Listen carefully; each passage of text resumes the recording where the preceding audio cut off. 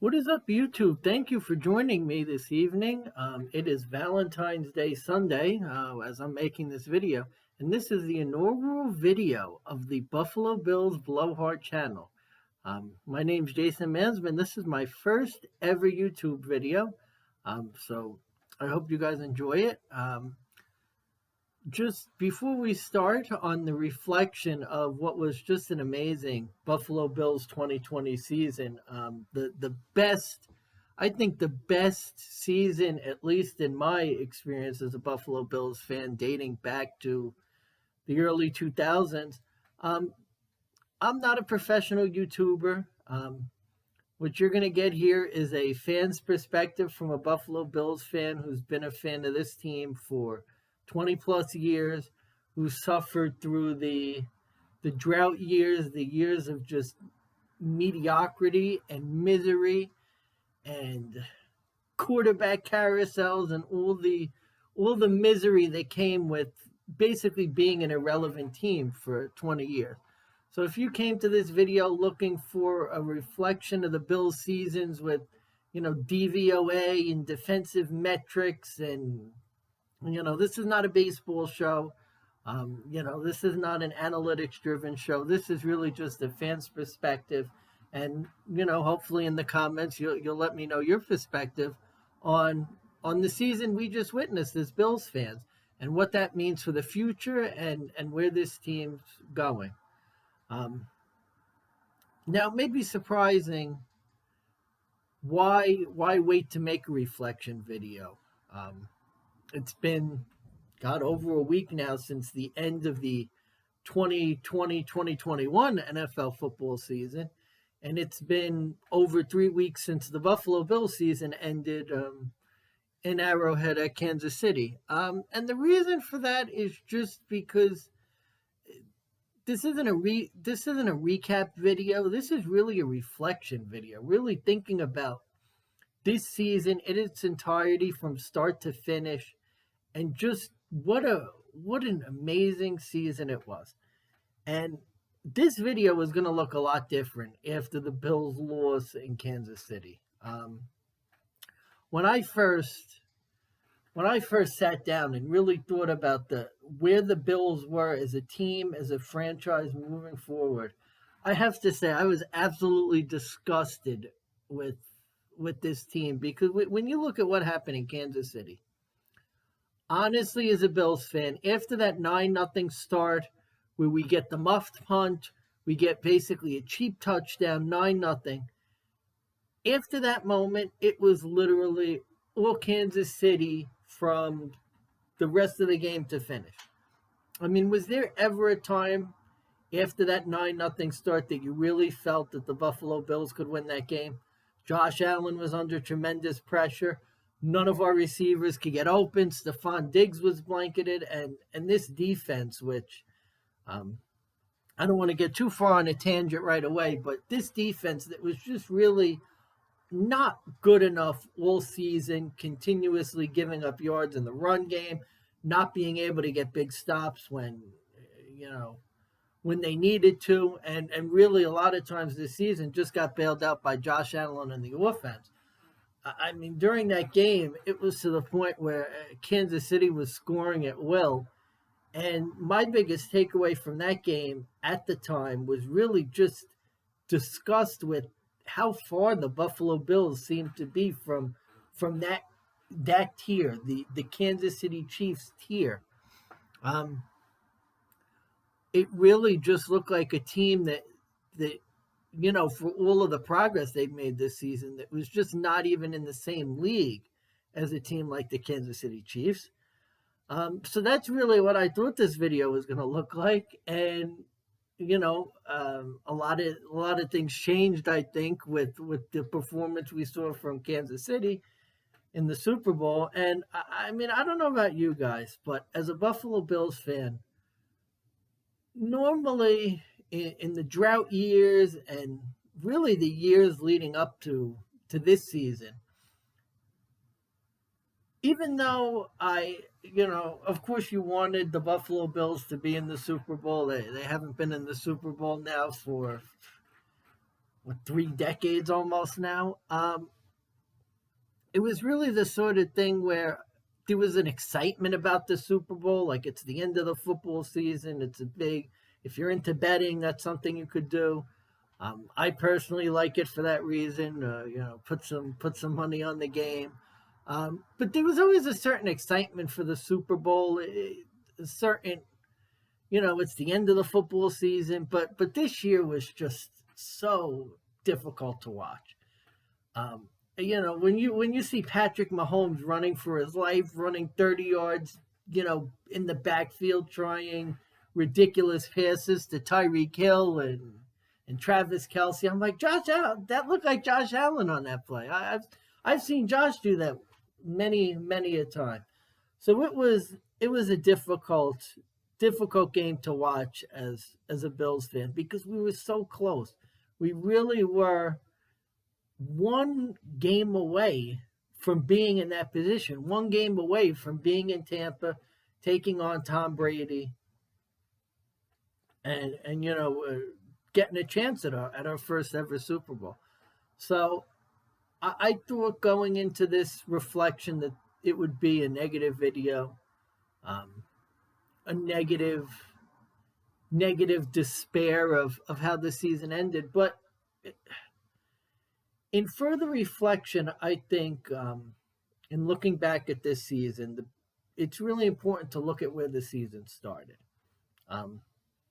Let's go back in time, back to a day before the pandemic, before COVID-19, before the uncertainty surrounding the NFL season, and really, when the Buffalo Bills season ended last year, and I guess maybe even more so devastating fashion, the way that the team coughed up the lead in Houston, lost on the Deshaun Watson play, where just tremendously he evades two tacklers, is able to complete a downfield pass, get Houston in field goal range in overtime to win the game. The big question for the Buffalo Bills last season, and there were many questions, but the big question was whether they had the pieces in place to win big games, to win a playoff game. Was Josh Allen the guy? Was he a franchise quarterback, or was he a game manager? Was he, the second coming of Mitchell Trubisky? Now, I never thought that was the case. Because, any Buffalo Bills fan could tell you that Josh Allen is the exact opposite of a game manager. Where Mitchell Trubisky's taking his 2 and 3 yard dump off passes, Josh Allen was throwing 40-yard bombs to fullbacks. So I never bought into that comparison, but I think there really was a question of whether this Bills team was for real, or whether they were a one-year wonder. If you remember the 2019 season, the Bills had a very weak schedule. They played the NFC East, which, like this year, was a complete embarrassment, a complete joke. And the Bills, to their credit, did what they had to do. They won all the games they needed to win. They went into Pittsburgh and beat Duck Hodges, the third-string quarterback. They beat the Dallas Cowboys on Thanksgiving. Like, they did everything they needed to do in that season to get 10-6, to get a wild card spot. But they never were able to beat any of the big teams in the AFC. They lost to the Ravens by 7. They couldn't beat the Patriots. So there was a question coming into the 2020 season of whether the Buffalo Bills were for real. And the benchmark that Bills fans set for this team was pretty high. This was not a year where, 8-8 and 9-7 was going to be good enough, even though they had a tougher schedule and weren't playing the NFC East. They were playing the NFC West, which was, even this year, one of the most competitive divisions in football that had, 2 playoff teams in the NFC. So going into the season, there was really a high standard for this team, where it was, especially with the departure of Tom Brady from New England, this team was really expected to win the AFC East. It was AFC East title or bust. To get a playoff game in front of Bills Mafia. Now, unfortunately, with the pandemic, only about 6,000 fans were able to attend the postseason game, but thankfully they were able to do that. Get a home playoff game, win a home playoff game, which they did, and actually won another home playoff game against the Ravens. So looking at it in that lens, really, this season was a tremendous success because you go into this off season with, I think, less questions than you have answers. Last year there was a question: is Josh Allen a legitimate franchise quarterback? I think you always saw the talent with him. He always had the ability to make any play on the football field. I think he's Patrick Mahomes-esque. He can make every single throw on the field. The question is, will he make it consistently? He can make any throw. Will he make it consistently? And I think the answer we got this year is that he is going to be consistent enough to where he could be a franchise quarterback. He is someone you can count on to make the big throw when you need it. I think he proved that. In 2019, and I think he certainly proved this year with the jump that he made that he could do it with the elite quarterbacks in the NFL. So for the first time in a while, you have a franchise guy. So that's the first and biggest reason to be optimistic moving forward with this team.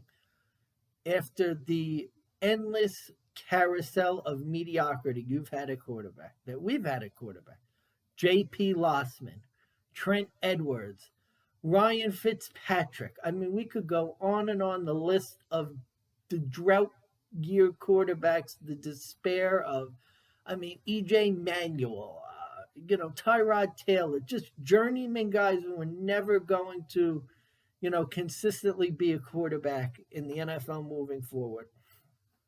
We finally have a guy who, looks like for the foreseeable future is going to lead the Buffalo Bills moving forward. The next thing we have to be optimistic about is you have a coach and front office who are established. How many NFL teams is a coach either newly starting out or in danger of losing their job? I mean, think about all the coaches this year who were let go. Bill O'Brien, Dan Quinn in Atlanta, Matt Patricia in Detroit, Doug Peterson, Adam Gase in New York. I mean, the list just goes on and on of coaches who were, either getting fired or, Anthony Lynn. The amount of turnover in the NFL when it comes to coaches, when it comes to front office is ridiculous because there's such a premium placed on winning and winning right away. We as Bills fans are very lucky to have a coach and general manager who are not going anywhere for the foreseeable future. 2 playoff appearances in the last 3 years. 3 playoff appearances in the last 4 years. Coming off a division title. You finally have a situation where Sean McDermott's going to be the coach for the foreseeable future. You don't have to worry about him getting fired next year. This isn't a make or break year in the sense that, if this doesn't work, we're going to have to start a rebuild.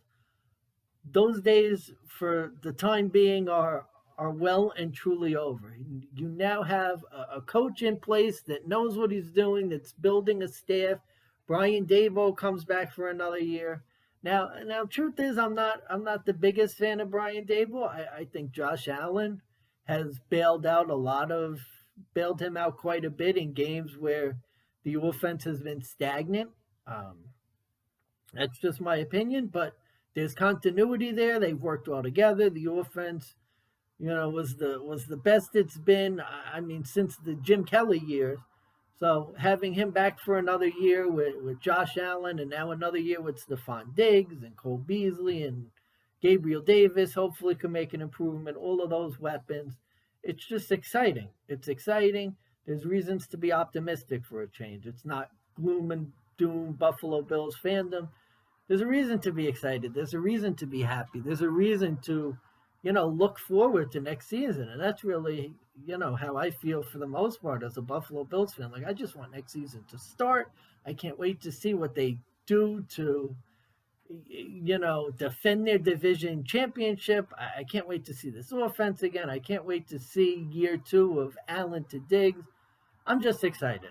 I'm very excited. In case you couldn't tell, it's just an exciting time to be a Buffalo Bills fan. Even though this season didn't end the way we wanted it to, there's definitely tons of reason to be optimistic. And now I want to get to some of the negative reflections, some of the reasons to be concerned. The first concern I have is the cap situation. The Bills will likely be about $3 to $5 million over the cap to start the season, which means that we're going to have to lose some players that have been pieces to this puzzle, that have contributed to what the Buffalo Bills have been able to do the past couple of years. The top of the list seems to be Matt Milano.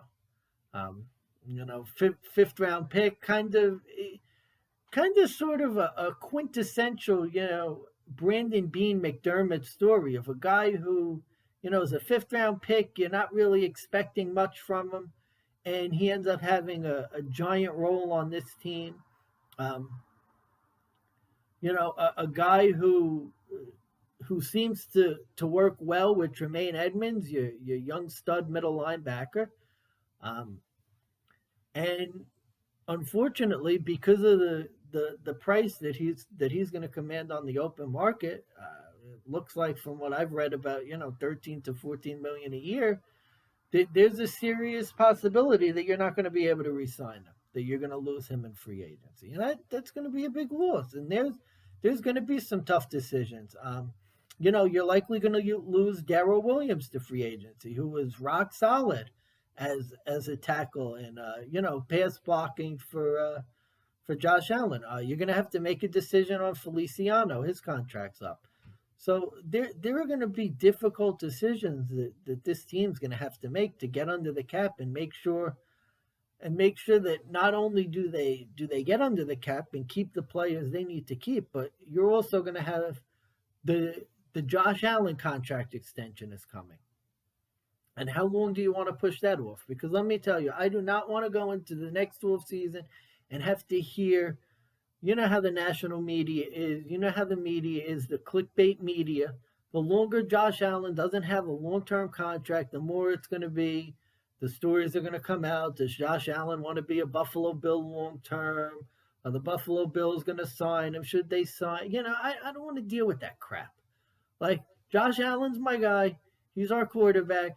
He won a division. He's been in the playoffs 2 of his first 3 years in the league. He's coming off a season where, he was second in the MVP voting. Like, I don't want to have to worry. I don't want to have to deal with the crap. I want Josh Allen signed and locked up. But with the cap, that's an issue.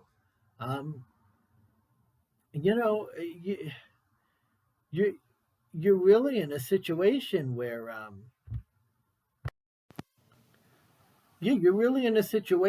where too, you need to think about how to advance this team moving forward, because this team had holes. It was not a perfect team. They need some beef on the defensive line. They need some beef on the offensive line. I mean, you saw it in the last game against Kansas City. That offensive line did not play at championship caliber level. It was not good enough. The defense this year, especially the defensive line, that front seven, was simply not good enough. They were not good enough to stop the Chiefs. They were not good enough for most of the year to stop potent offenses from scoring. So those are things where you're going to need some of that cap room to fill the gaps and bring in bodies and sign some free agents to bolster, I think, especially the trenches on this team. If not the secondary, you're probably going to need to find a number 2 cornerback, because for large portions of the year. Levi Wallace wasn't good enough. Josh Norman, thank you for your service, my friend. You could go and do whatever you want. So, there's still holes on this team that needs to be filled. So that's a big concern that you really have a limited budget to play with, and you have holes you need to fill, and you have guys you have to keep. And it's going to be really interesting to see what Brandon Bean and company do. In the next few months. I mean, already there's questions of J.J. Watt, whether he's going to become a Buffalo Bill. And maybe in a future video, I'll address that more. But for the time being, just reflecting on the season and what happens moving forward, that's a big concern. The next big concern I have is with the drafting. It's hard because this regime has had great success in the draft in earlier years. You get Josh Allen in the first round. You get Tremaine Edmonds in the first round, both Pro Bowlers. You get a guy like Tre'Davious White in McDermott's first draft, a guy who's Pro Bowler, All Pro, lockdown corner, one of the best in the league. The trade last year, you trade your first round pick for a guy like Stephon Diggs, who, career year, absolute money. But I'm starting to get a little bit concerned about some of the guys who have not been producing, especially up there in the draft. Ed Oliver, for as highly touted as he was coming out, and I was thrilled on draft day. I'm sure some of you guys were as well. When he basically fell into the lap of the Buffalo Bills, I was ecstatic. I was like, oh my goodness, we got this great defensive tackle that just fell into us. And last year when the defensive line had some more bodies on it before they lost some guys to free agency, Ed Oliver really looked like he was coming on strong. I mean, I remember that game in Dallas. He was an absolute beast in the backfield, getting sacks, stripping Dak Prescott. I was really excited to see what he was going to do in his sophomore season. And, I don't know what the PFF stats say about what ranked tackle he was this year. I don't care about those. I don't care about his numbers. You watch the games, he wasn't good enough. Like everyone else on the Bills front seven, he was not good enough. And he was a big disappointment for me this year. And it's a bit concerning because he's a first round pick, guy who was, highly touted coming out, high draft pick, and not good. Not good. You look at a guy like Cody Ford, second round pick. Was he even on the field a lot this year? Like, I don't remember seeing him all that much. He kind of got, they're starting Brian Winters at guard, and Cody Ford was nowhere to be found. And I mean, Brian Winters was a human turnstile for 3/4 of the year. So, I mean, that's kind of becoming a bit of a concern to me. The fact that there are some of these draft picks that just are not producing for this team. You look at a guy like A.J. Epineza this year, high hopes, again, sort of the same thing where it felt like, you had a first-round talent slip to you in the second round, and he just, he wasn't great. I mean, they keep Trent Murphy, pay him $8.5 million this year to stay on the team because they don't trust A.J. Epineza to do the job. Trent Murphy was a complete abomination, but we won't get into that any further. And then he's inactive. A.J. Epineza comes on the field, and there wasn't a whole lot to write home about. There was really no impact. So I mean, it's a bit concerning to see that some of these draft picks are not panning out. I mean, you look at a guy like Devin Singletary. It's the same story. A guy who, in his rookie year, he looks promising, motor. He's looking good. It's great. And just this year, it's just too much bouncing around, not enough aggressiveness, just not enough. Not enough. Zach Moss, he gets hurt. He had some good runs, some fumble problems. I mean, it's kind of the same story. Um, hopefully Gabriel Davis is a guy who, you get him in the late rounds, and hopefully his trajectory continues. I saw a lot of great things from him this year, catching touchdown passes, making sideline catches. I mean, in that Indianapolis playoff game, he was out of this world good. The types of balls he was bringing in from Josh Allen. So hopefully that continues. But it's going to be a big challenge for this team, especially now as they're in the playoffs. They're going to be picking higher in the draft. It's going to be important for them to really start connecting on these later round picks to really keep the chain moving, keep bolstering the roster, because it's not enough to just keep bringing in free agent after free agent. So those are really the big things in terms of reflections on the Bills season itself. But I think it's important too, moving forward, to really look at the Super Bowl, because I really think we learned a lot in the Super Bowl about the types of teams that win championships, and I guess this is part of a concern, but really just more of an observation. When you look at the playoffs this year, I think there was a running theme that one-dimensional teams are not championship teams, that you cannot be successful just being one-dimensional. And especially, I think the AFC playoffs, we saw that with really 3 one-dimensional teams that ended up losing in each of the rounds. When you look at the Baltimore Ravens are a one-dimensional ball club. They can run the ball, they can't throw. They were ranked 31st in passing, first in rushing. And what well-coached teams like the Buffalo Bills can do, like Kansas City Chiefs, like Tampa Bay, like all of the teams you're going to see in the playoffs with legitimate coaching, with coaches who've been in the playoffs, who've been in Super Bowl, they know how to take away the things that you like to do. And we saw it in the Ravens playoff game. That the Buffalo Bills were able to just say, we are going to go, we're going to stop the run, and Lamar Jackson's not going to beat us on the ground. And that's what we're going to do. We are going to force him to throw the ball and beat us.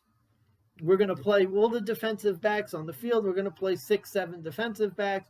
We're going to contain. We're going to make sure that this guy does not beat us on the ground. And the Ravens offense had no answer. And I think you see, though, as well with the Buffalo Bills, and even Bills management has talked about it, this team needs to find a way to create a running game. And I don't know how they're going to do that, if they're going to roll it back with Singletary and Morse, if they're going to maybe try and bring in a veteran option, although, like I said, there's limited things you could do with the cap. Maybe draft another running back, but drafting a third running back in 3 years is kind of interesting. But this team really needs to find a way to be more balanced, because in the regular season, you can go and you could do what the Buffalo Bills did this season. How many games did the Buffalo Bills simply say, Josh Allen to Stephon Diggs, great combination, you can't stop it, we're just going to go do that. And it works. It works in the regular season. We see it all the time.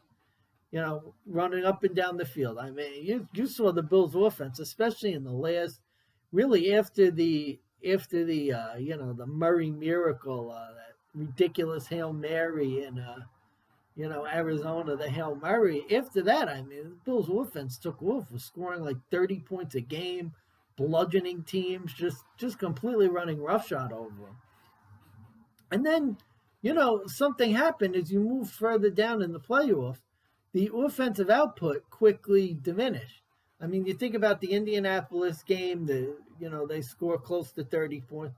And then the Baltimore game, the offense was non-existent. Josh Allen under pressure, unable to really move the ball downfield. they get bailed out. Really, you get bailed out with Teron Johnson's 101-yard interception return.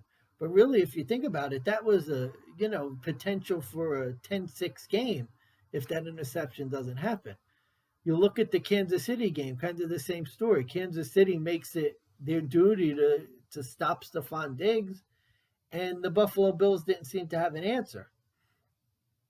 And that's, I think, a big lesson from this Super Bowl, that even a team, I think everybody coming in thought that the Chiefs offense was just kind of this, unstoppable force that just, it doesn't matter who's lining up on defense with the modern NFL rules, you just can't stop them. They'll just go and they could do whatever they want. Patrick Mahomes is just, we have him in Canton already, and he's just going to do whatever he wants. And I think as Bills fans, it would kind of, towards the end of the season at least, it felt like the same thing. Well, it doesn't matter what they do. Like, Josh Allen's unstoppable. It doesn't matter what defense they play. He's just going to, he could have 300 yards to Stephon Diggs anytime he wants. And I think you see that as you get later in the playoffs, you really need to have a balanced attack. And I think that's why Tampa Bay, Tom Brady, God darn it, this guy just never goes away. But I think that's why they have another Super Bowl ring, because they really were the most balanced offensive team. When you look at what they could do with Ronald Jones and Leonard Fournette, and then you have a veteran, probably greatest of all time, and Tom Brady to really just do what he had to do. I mean, Tom Brady in the playoffs was not like, he wasn't vintage Tom Brady. He wasn't spectacular. He wasn't immaculate. He just sort of made the throws he needed to make, made the plays he needed to make. And, thanks to their defense and running game, they were able to,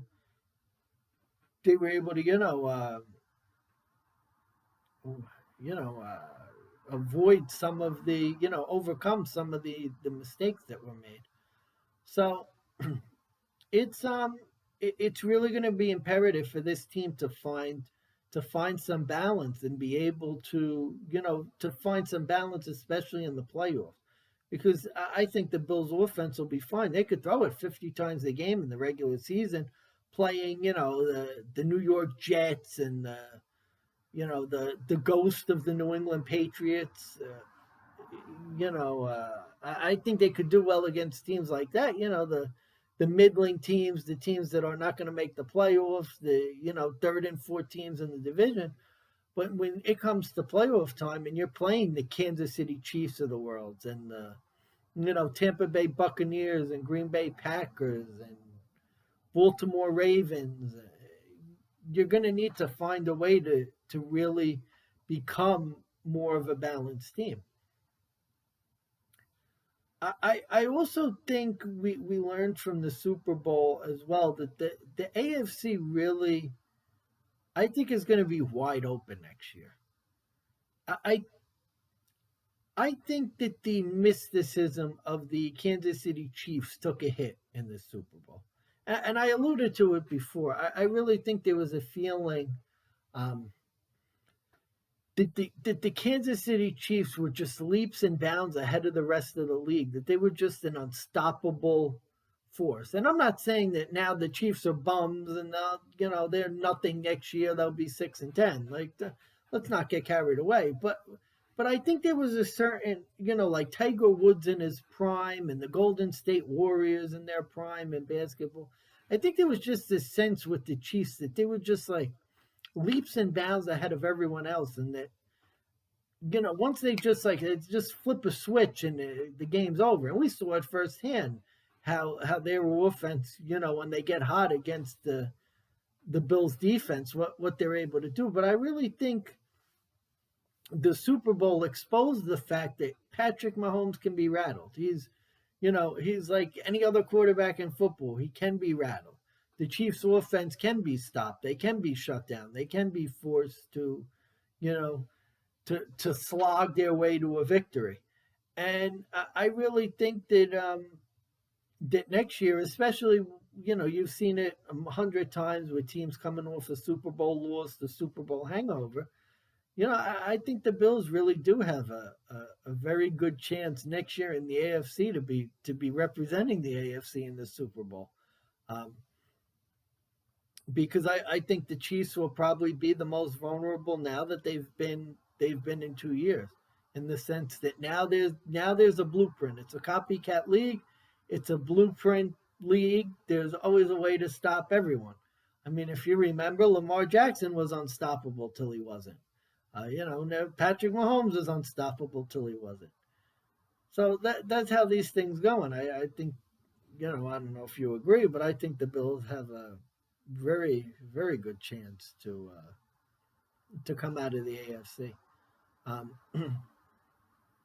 so I know this video has been going on a while. I'm going to try and wrap up very shortly.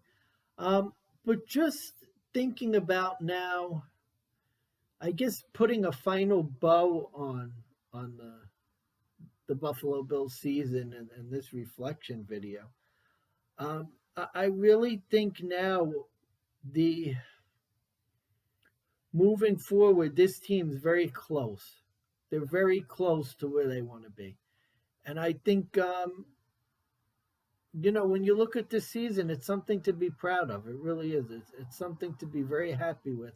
What this team was able to do with the pandemic, with the new pieces they put in place to really be able to come together and definitely exceed the expectations. I mean, in a year with the tougher schedule, where the Miami Dolphins were a tough challenge, had a good defense. In a year where you had new pieces, to be able to come out and go 13-3 was really an impressive achievement, and to be able to win 2 home playoff games, to be able to beat quarterbacks like Phillip Rivers and Lamar Jackson, who had playoff experience. That's a big deal. That's a big deal for this team, and it's definitely something to be proud of.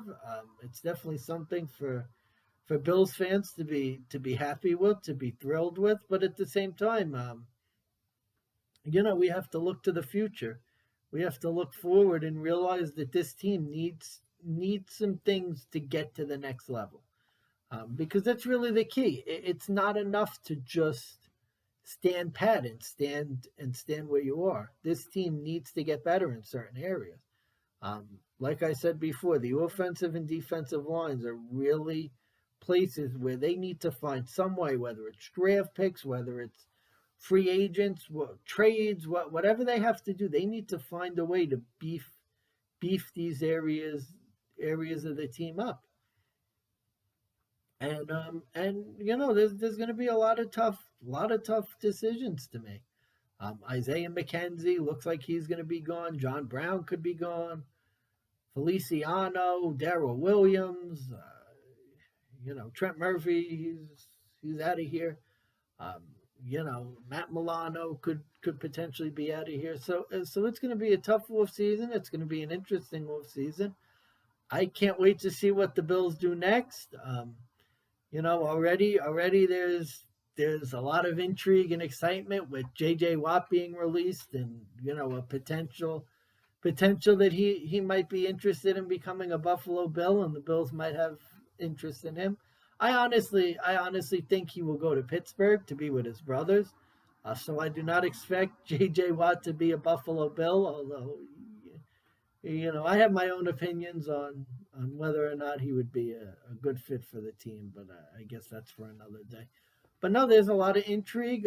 There's intrigue with all the quarterback change in the league. When you look at Matt Stafford going to the Rams, and I guess more relevant to us Bills fans, the possibility that Deshaun Watson could be a member of the AFC East in the not too distant future. The potential that Carson Wentz could be in the AFC next year. There's just a whole lot of things going on. Trevor Lawrence going to the Jaguars in all likelihood. Maybe the Jets will draft a quarterback.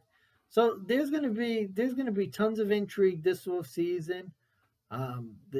This is going to be an off season of excitement for Bills fans to really hopefully build on what happened last season, but also somewhat relaxing, I would say, just in the sense that it is so nice to not have to wonder, do the Bills have a franchise quarterback? Do the Bills have a head coach? Do the Bills have a GM? Because thankfully all of those questions have been answered. We know that the Bills are for real. We don't have to worry about, is this another Chicago Bears team that went 10-6 against the weak schedule and is going to fall flat. We know now, after 2 years coming off an AFC East championship, that the Bills are for real. So it's just going to be a fun off season. I hope everyone enjoyed the video. Please feel free to like, comment, do whatever. As I said, I'm not a professional YouTuber. This is just one fan's perspective, waxing poetic on the Bills 2020-2021 season. So I hope you guys had a good time, and I'll talk to you later. Hope you enjoyed. Thanks.